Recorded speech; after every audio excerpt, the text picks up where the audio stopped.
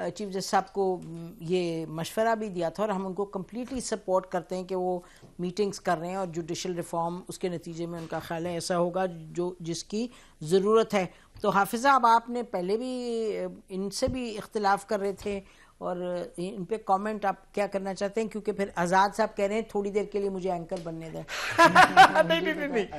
मैं पूछती हूँ, बता तो ये है कि सुप्रीम कोर्ट बार का मिलना या उन एसोसिएशंस का मिलना बिल्कुल बनता है और ये 24 आवर एक्सेस है और ना वो चीफ जस्टिस की को प्रायर कॉन्सेंट से है कि जी हम मिलें कि ना मिलें, ये हमारे रिप्रेजेंटेटिव्स हैं, जाना चाहिए, मिलना चाहिए, लॉयर्स के लिटिगेंट्स के बात करनी चाहिए और सुप्रीम कोर्ट के अंदर जेन्युइन इश्यूज हैं, चाहे वो फर्स्ट डेट ऑफ फिक्सेशंस के हैं, चाहे क्लाइंट्स के हैं, चाहे एक्सेस के हैं, चाहे बेंचेस के हैं, ये सारे इनका जवाब बिल्कुल।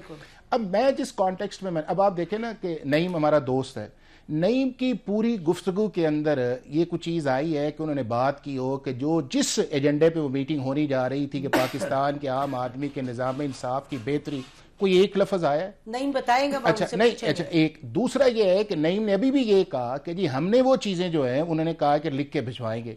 अगर सारी चीजें लिख के भिजवानी थी तो वो फिर इस मीटिंग का फायदा क्या था? दूसरा ये है कि अगर प्राइम मिनिस्टर ने ये कहा है कि टैक्स के मैटर्स जो है वो जल्दी होने चाहिए, जो कल की प्रेस रिलीज आई है, तो प्राइम मिनिस्टर तो इससे पहले भी चीफ जस्टिस को जाके मिल चुके थे और उसके अंदर एक मीटिंग्स भी हुई थी उस चीज के अंदर। बातें इसके अंदर 3-4 बड़ी वाज़ेह। इस वक्त पाकिस्तान के अंदर आपकी जो पॉलिटिकल पोलराइजेशन है या इंटरनल जुडिशरी की पोलराइजेशन है, उसके अंदर ऑपोजिशन या गवर्नमेंट को एक बड़ा वेल बिहेव करना चाहिए, जिस तरह ये कहते हैं कॉशियस किस्म का, कि जिसके अंदर वो इंडिपेंडेंट परफॉर्म करें। मेरा ख्याल है शायद ये तो नहीं है कि आईएमएफ से मिल लिया उसके बाद उन्हें लगा। नहीं आईएमएफ का नहीं, देखे आईएमएफ ने मैं नहीं क्रिटिसाइज करी, मैं कह रही हूं शायद उनको लगाओगे। नहीं देखे आईएमएफ वाली जो बात है ना जी, नंबर 1 ये है कि आईएमएफ वाली जो बात है वो ये है कि एक आपको पैकेज है, आपकी रिफॉर्म्स है, जस्टिस बेहतरी होना चाहिए, उसमें कोई ऐसी चीज नहीं है, कोई ऐसी चीज नहीं। समझे नहीं, मैंने कहा मैं समझा नहीं पाई कि वो शायद उनको मिले, उसके बाद इतनी कहानियां डलियां तो उन्होंने कहा चलो देखे ना, नहीं अब आप ये देखें, अब सिर्फ एक आगे करके फिर आप उधर चले जाइएगा।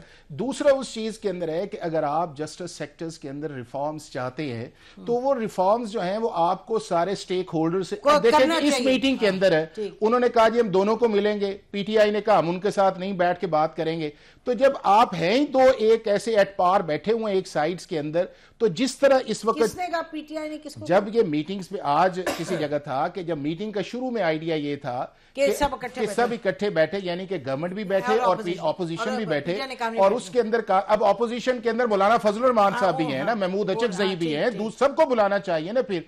तो ये एक जो सिलेक्टिव मीटिंग का कॉन्सेप्ट है और जिस तरह ये दूसरे हुए वो मेरा ख्याल है कि सुप्रीम कोर्ट की क्रेडिबिलिटी जो है उसके ऊपर लोग जो है आईब्रोज ठीक है जी। आजाद साहब, मेरी इस पे जाती राय है कि देखें जुडिशल रिफॉर्म के नाम पे ये हो रही है ना मुलाकातें, तो जुडिशल रिफॉर्म तो आपने 26वीं तरमीम में जो करना था, आपने उस वक्त चीफ जस्टिस ऑफ पाकिस्तान से कौन सी आउटपुट ली जिस पे आपने इतना बड़ा डिजास्टर कॉन्स्टिट्यूशन के मैं गुजारिश सुन लेना। अब आपने ट्रेन गुजर गई है, उसके बाद अब आप अपने गिले शिकवे शिकायतें और ग्रीवेंसेस अपोजिशन गवर्नमेंट के सुन रहे हैं। इस पे 0/0 रिजल्ट होगा, ये बस एक आय वाश है, इसके अलावा कुछ नहीं है। और मैं समझता हूं कि अगर जेन्युइनली नेक नीति के साथ जुडिशल रिफॉर्म करने होते तो 26वीं तरमीम से पहले सुप्रीम कोर्ट को, बाकी हाई कोर्ट्स को ऑन बोर्ड लेते और फिर आप करते। आज जब आपने कर लिया, आप कहते हैं हम जुडिशल रिफॉर्म के लिए चीफ जस्टिस से मिल रहे हैं, जिस 26वीं तरमीम से चीफ जस्टिस के पास अख्तियार ही खत्म हो गया, उससे आप आउटपुट लेने के लिए जा रहे, कौन सा जुडिशल रिफॉर्म? ये सवाल क्या था? मैं यही कह रहा हूं कि मैं यही सवाल था कि उस वक्त क्या चीफ जस्टिस से आउटपुट लिए जब 26वीं तरमीम गवर्नमेंट ने की जुडिशल रिफॉर्म, तो आप ये कर रहे थे। अता साहब, ये मुझे उधर भी लोग बैठे जी। अता साहब ये बताइएगा, ये जो आजाद साहब फरमा रहे हैं वो कह रहे हैं जी, और आपने कहा ना कि सुप्रीम कोर्ट बार एसोसिएशन ने कहा कि इस प्रोसेस को आगे ले जाना चाहिए, तो जो 26वीं तरमीम हुई थी उससे पहले तो सुप्रीम कोर्ट बार एसोसिएशन की तरफ से क्या आपकी पार्लियामेंटेरियन से मुलाकात हुई, बातचीत हुई, कोई इनपुट हुआ उस वक्त आपकी तरफ से? ये देखें 26वीं तरमीम का जो मरहला था उसमें जो उस वक्त के स्टेक होल्डर थे सब ने उसमें मशावरत की, उसके बाद जाके 26 तरमीम जाके पार्लियामेंट से पास हुई है, जब पार्लियामेंट से पास होने के बाद आइन का हिस्सा बन गई, अभी उसकी अपने उसकी पूरी रूह के मुताबिक उसे अमल दरामद होगा। मेरे कहने से अता साहब आप ही से सवाल है, आपने भी बड़ी अहम बात की, आपने कहा जब 26वीं तरमीम पास हो रही थी उस वक्त सब स्टेक होल्डर से इनपुट लिया था, तो किस किस से इनपुट लिया था जी? जो आप देखें, आपकी पाकिस्तान की जितनी सियासी पार्टीज हैं वो इसमें मुशावरत के अमल में हिस्सा रही। वहाँ पर उनका कुछ अपने मुतालबात थे कि लिहाजा जो फेडरल कॉन्स्टिट्यूशन कोड नहीं बननी चाहिए, वैसे कॉन्स्टिट्यूशन बेंच बेशक बन जाए। सिविलियन का जो ट्रायल है वो मिलिट्री कोर्ट में नहीं होना चाहिए, ये उनका मुतालबा था। तीसरा ये था कि वो चीफ जस्टिस जो उस वक्त देन चीफ जस्टिस थे उनकी एक्सटेंशन नहीं होनी चाहिए। जजेस की उम्र की जो रिटायरमेंट है तो एक आप कह रहे हैं कॉम्प्रिहेंसिव 3-4 सिटिंग्स हुई थी इस पे, ठीक जी बिल्कुल। तो आप कह रहे हैं कि एक्चुअली रिफॉर्म्स में लिया गया इनपुट उनका जिनका के बात बनती थी। तो आजाद साहब आपकी तनकीद, तो वो कह रहे हैं, मेरा सवाल फिर वही है, चीफ जस्टिस सुप्रीम कोर्ट की आउटपुट बता दी, उनसे क्या ली थी इस 26वीं तरमीम के हवाले से, उनकी कोई सजेशन प्रपोजल्स उनकी बता दें जो सैयद मंसूर अली शाह साहब ने भी बीइंग सीनियर प्यूने जज दी थी, उनमें से एक बता दें जो आपने 26वीं तरमीम में की है। वेरी क्विक, फिर मैं नईम के पास जाना चाहती हूँ। अभी बताना शुरू करता हूँ।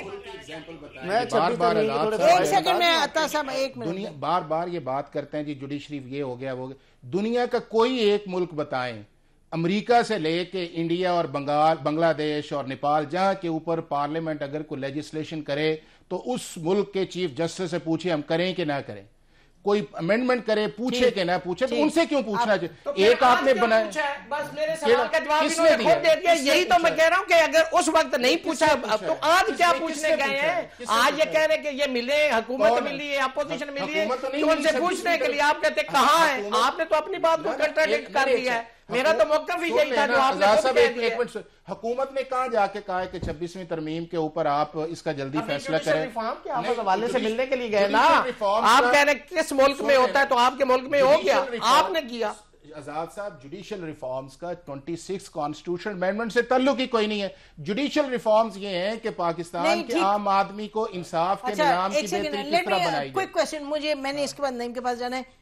एक फिक्रे में जवाब दें कि 26वीं तरमीम तो एक कॉन्स्टिट्यूशनल अमेंडमेंट थी, ये जो जुडिशल रिफॉर्म है एग्जैक्टली के प्रोसेस को किस तरीके से आप इतना मुतहरिक करें कि आम शख्स तक, तो उससे ताल्लुक? देखिए, जुडिशल पॉलिसी के नाम पे ये चीजें बनती, जुडिशल पॉलिसी की कानूनी हैसियत कोई नहीं अनटिल अनलेस कवानीन और प्रोसीजर्स को अमेंड ना किया जाए, वो पार्लियामेंट करेगी। ठीक है, ये तो जिरगे हुए, आप कॉन्फ्रेंस रखे ना, उसमें चीफ जस्टिस भी अपनी आउटपुट दे, पॉलिटिकल लोग भी दें और एजेंडा दे कि ये चीजें हम इस एक्ट को अमेंड करना चाह रहे हैं, इसको करना है।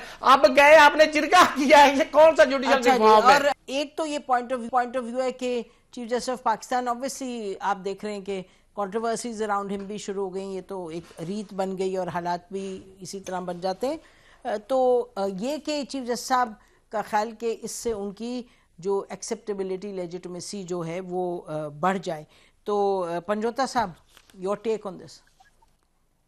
देखें, इन्होंने जो बात की है, 3-4 पॉइंट इन्होंने सामने रखे हैं। एक इन्होंने कहा जी कि इन्होंने मुल्क की बात नहीं की, तो हम तो मुल्क के अंदर कानून और आइन की बालादस्ती की बात करें। हम तो कह रहे हैं कि हमारे मुल्क की मईशत तब ठीक होगी जब मुल्क के अंदर कानून होगा। मईशत ठीक होगी तो डेफिनेटली एक आम आदमी तक वो रिलीफ पहुंचेगा। मुल्क का निजाम है, इंसाफ ठीक होगा तो हर बंदे का मसला हल होगा। ये नहीं होगा कि बड़े से बड़ा डाकू जो है वो डील करके और मसनद के ऊपर बैठ जाए और गरीब जो है वो स्कूटर चोर है या कोई और छोटी मोटी चोरी की है तो उसकी बेल ही ना हो। तो चीफ जस्टिस साहब इसके बारे में क्या कर सकते हैं? की बात करें, हम तो कह रहे हैं कि लोगों को अगवा ना किए जाए, हम तो कह रहे हैं कि लोगों को शहीद ना किए जाए, कोई एहतजाज करने निकलता है लोगों को इंसाफ फराहम किया जाए। हमने आज भी वो बात की और हम हर उस शख्स का जमीर जोड़ेंगे, हर उस शख्स को हिलाएंगे कि आप इसके अंदर जिस हद तक रोल अदा कर सकते हैं आप रोल अदा कीजिए। हम तो पाकिस्तान का मसला लेकर गए, तो आपने जमीर उनका झंझोड़ा, शरीफ साहब वहां पर मिले, अटॉर्नी जनरल साहब मिले, क्या उन्होंने भी कोई स्टेटमेंट दी कि उन्होंने क्या इस्लाहत के हवाले से बात की है, या उन्होंने यही कहा कि जो कुछ मुल्क के अंदर जुल्म हो रहा है उसको जारी रहने दिए जाए? उन्होंने कोई स्टेटमेंट दी? नहीं दी, क्योंकि हमने नहीं। मुझे ये समझाएं एक सेकंड नईम साहब, ये जरा फरमा दीजिएगा कि आप चीफ जस्टिस साहब तो बैठे हैं, उनको तो कुछ महीने हो गए हैं और मामलात आपके सामने हैं सब, तो आपकी तवक्को क्या है, यानी कि आप पार्लियामान में भी हैं, आप 26 तरमीम जो थी उसमें आपकी गुफ्तो शनीद रही और आप आर्मी चीफ से भी आपका एक मुलाकात रही और बैक चैनल भी आपका चल रहा है, तो मैं समझ नहीं पा रही कि चीफ जस्टिस साहब से आपकी शिकायत अपनी जगह, लेकिन चीफ जस्टिस साहब से क्या आपका ख्याल था कि आपको क्या हासिल होगा, थोड़ा सा बता दीजिएगा। आपकी शिकायत अपनी जगह है, लेकिन चीफ जस्टिस साहब से was that a door that you should have knocked, is my question. देखें, यहाँ पर यह तासर दिया जा रहा है कि जैसे हम सिर्फ यहाँ पर गए, इसके अलावा हमने कोई लीगल रास्ता इख्तियार नहीं किया। क्या हमारी इलेक्शन के अंदर धांधली के हवाले से सुप्रीम कोर्ट के अंदर पिटीशन पेंडिंग नहीं है? क्या बाकर नजवी साहब के पास लाहौर हाई कोर्ट में या chief justice Islamabad high court के सामने हमारी या सुप्रीम कोर्ट के अंदर ह्यूमन राइट्स की वायलेशंस के हवाले से पिटीशन पेंडिंग नहीं है? क्या उसके अलावा जो बाकी दरखास्तें हैं, बेलें हैं या दीगर दरखास्तें हैं, क्या वो वहां पर मुख्तलिफ अदालतों के अंदर पेंडिंग नहीं है, सुप्रीम कोर्ट के अंदर पेंडिंग नहीं है? क्या मखसूस नशिस्तों वाला मामला क्या अभी इंप्लीमेंट हो गया ऑर्डर?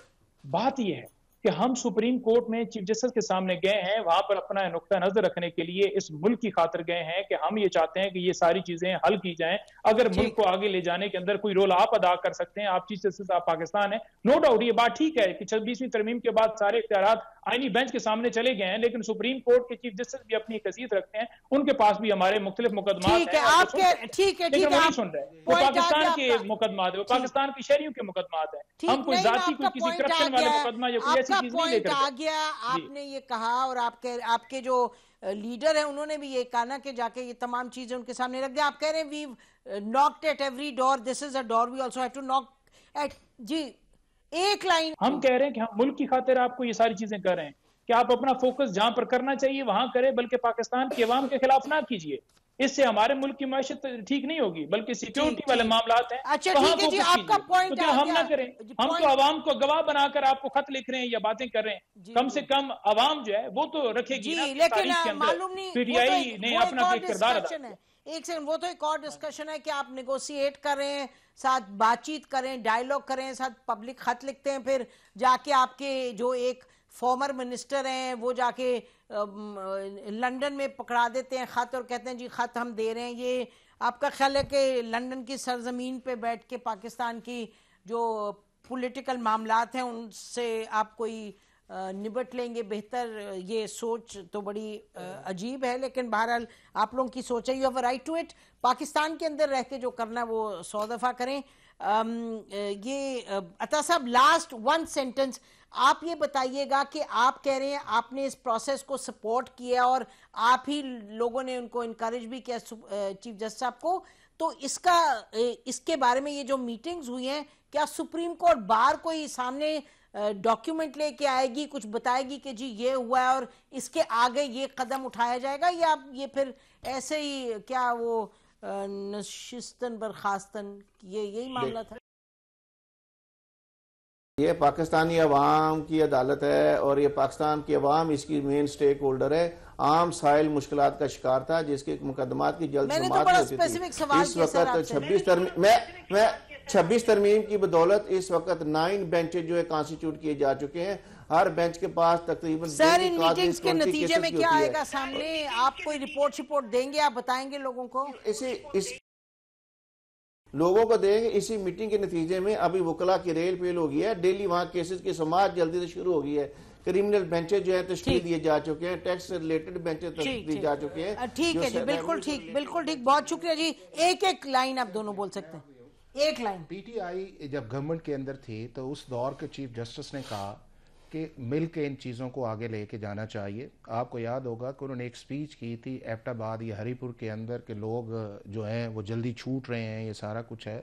उससे पहले चीफ जस्टिस ने कहा, तो गवर्नमेंट का स्टैंड उस वक्त ये आया कि जी एग्जेक्टिव और जुडिशरी जो है वो अलग-अलग है और हमें नहीं आना चाहिए। तो मेरा ख्याल ये है कि ये जो कन्वीनियंस है टाइम टू टाइम जो है इसके ऊपर, और दूसरा ये है कि क्या प्रिंसिपल नहीं है, कन्वीनियंस है, ये सभी ने वो उसके अंदर, और दूसरा दूसरा उस चीज के अंदर ये है कि आप उस जगह पे जाके वो बात कर रहे हैं जब आपको भी पता ये है कि ना उनके पास इख्तियार है, ना मौका है, ना कर सकते हैं, ना फॉरवर्ड कर सकते हैं, तो मेरा ख्याल है कि एक सूट नहीं है। सर लास्ट पॉइंट, मैं समझता हूं कि 26वीं तरमीम के बाद कॉन्स्टिट्यूशन बेंच ने सिर्फ 2 केसेस का फैसला किया है। आपने एक बेंच को इतना ओवरबर्डन कर दिया कि सुप्रीम कोर्ट ऑफ पाकिस्तान का सारा केसेस की जो पेंडेंसी थी, कॉन्स्टिट्यूशनल मैटर्स थे, वो सारे वहां चले गए, और बाकी पहले जो सुने जा रहे थे अब वो भी रुक गए।